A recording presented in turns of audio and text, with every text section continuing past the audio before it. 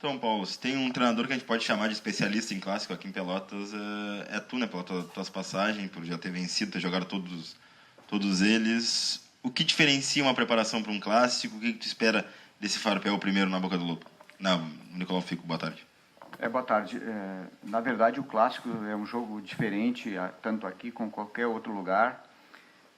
Existe uma, vamos dizer assim, uma preparação dos atletas, o estado do atleta, quando ele chega num jogo, num clássico, ele está mais concentrado, ele está mais pilhado, como a gente diz, né? Cada lance, a disputa é um pouquinho mais acirrada de que num jogo normal, porque tem influência das torcidas, a cobrança das torcidas, né? E isso aí tem me ensinado muito, né? Que o clássico tu não pode ceder um espaço, tu tem que sempre te manter em posição de estar preparado para tudo, né? Não subestimar nenhum lance, né? Porque normalmente esses jogos se decidem nos detalhes. Falando em detalhe, Paulo, tu vai ter aí a estreia do Bruno, né? E com isso muda um pouco as tuas peças no teu meio campo. Tu tens o Germano, que é um cara polivalente, um dos melhores jogadores da equipe do Pelotas, né? E ele está fazendo um bom jogo na lateral, mas ele rende também muito bem no meio. Isso muda também a entrada no lateral de origem na tua forma de jogar o Pelotas? Sem dúvida nenhuma, né? O Germano, quando eu cheguei aqui, ele estava um pouquinho, vamos dizer assim, estava sem ritmo de jogo, não estava com aquela confiança toda, e à medida em que que eu comecei a trabalhar com ele, eu comecei a fazer alguns experimentos, né?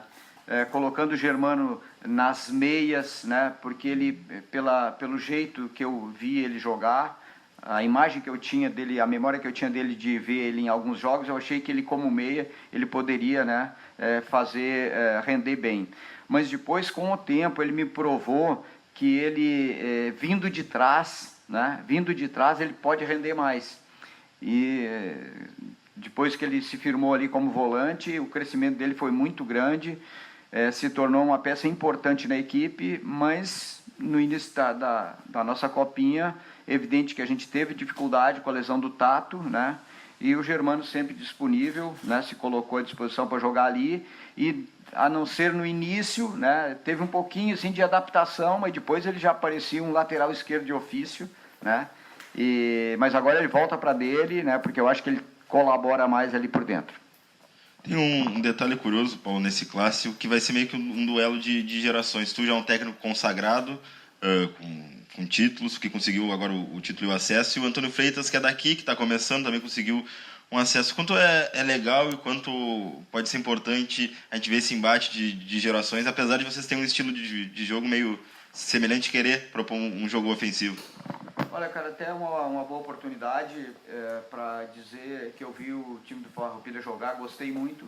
É uma equipe organizada, e isso aí é fruto do trabalho do treinador, do comando. Eu acho que ele implantou, né, uma maneira de jogar muito interessante. O Farroupilha é uma equipe que propõe o jogo, que quer jogar, né? E ele também, a gente tem visto as mudanças durante a partida, também tem feito mudanças muito interessantes, né? Até como foi nesse último jogo do Aimoré, né?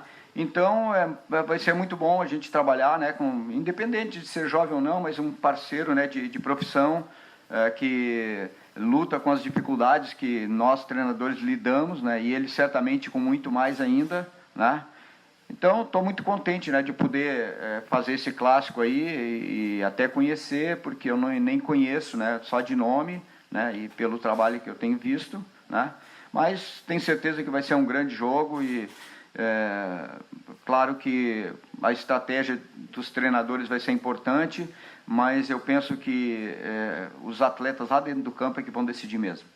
Ganhas o Reinaldo de volta, né, também o Dão, que é importante, mas perdes o Adriano, né, também por suspensão, né, e o Ricardo, que é um polivalente, e mesmo assim ainda não vai ter muitas peças à disposição.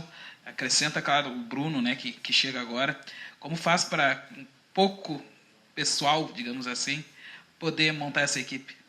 Olha, cara, quando se fala em início de competição, que a gente ainda tem um determinado tempo, de uma certa forma, eu estou procurando transformar isso numa oportunidade de ver alguns jogadores que não estavam tendo oportunidade, né?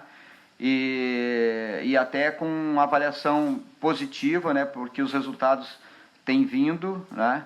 Agora, é claro que à medida em que a competição passa, é interessante que se firme, né? Uma equipe que se tenha uma maneira bem decidida de jogar, né? Porque aí nos mata-matas não dá mais para fazer, não dá mais para, vamos dizer assim, aproveitar oportunidades por o cara levar cartão ou coisa parecida, né? Ou estar machucado, né?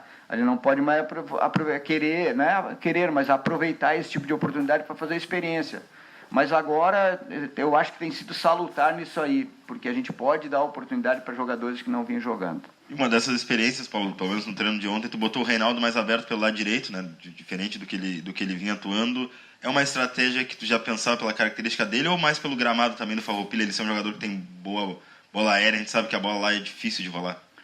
Não, é que na verdade com a saída do Adriano, né, eu tenho que recompor ali à direita, né, com o John Lennon. Então o John Lennon vai jogar na posição original dele. Ele estava nos ajudando numa posição um pouquinho mais na frente. Então é uma oportunidade de eu ver o John Lennon ali, né? Agora acho que ele já está com um pouco mais de ritmo também, né? Eu não queria colocar o John, testar ele ali antes que ele tivesse um bom ritmo. Então eu simplifiquei nesse sentido. Ele vai jogar ali, né? E eu precisava ocupar aquele lado. E circunstancialmente, né? O Reinaldo, que já jogou nessa função também, me dá uma opção muito importante de chegada na área, né? Porque o jogo o clássico, ele vai ter duas situações bem claras, né? Aquele momento em que nós vamos procurar jogar, e o Farroupilha também, porque o Farroupilha procura jogar, mas vai ter momentos que vai ser ligação direta, entendeu? E então, como a gente já tem vamos dizer assim, tem um time já estruturado para jogar no chão, né?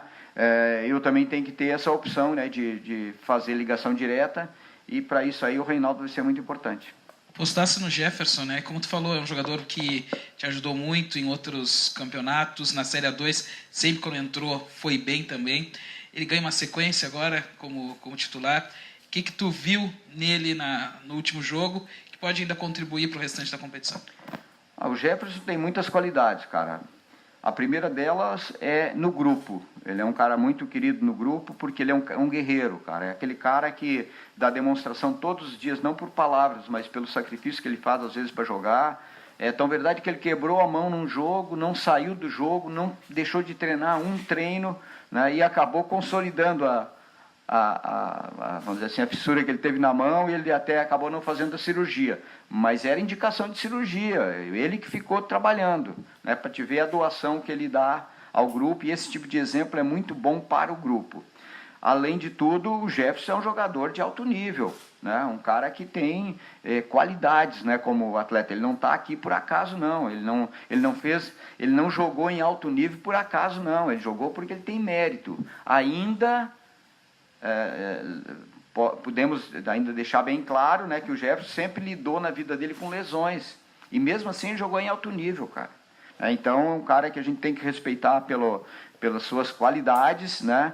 E agora é evidente que a partir do momento em que ele conseguiu encarreirar um pouquinho dele a parte física, ele melhorou um pouquinho a parte física, ele já deu essa resposta aí no jogo. Por quê? Porque ele foi aquele meia que a gente precisa, aquele cara que consegue armar e consegue chegar lá na frente junto com o atacante, né? Então a gente está com uma expectativa muito boa que ele possa ter uma sequência de jogos, né? E que certamente ele vai nos ajudar bastante. Como é que tu imagina que vai funcionar a dupla Germano e Parrudo, já que eram dois jogadores que saíam mais em relação ao outro volante, pelo menos que a gente viu? O que tu conversou com eles nessa alternância?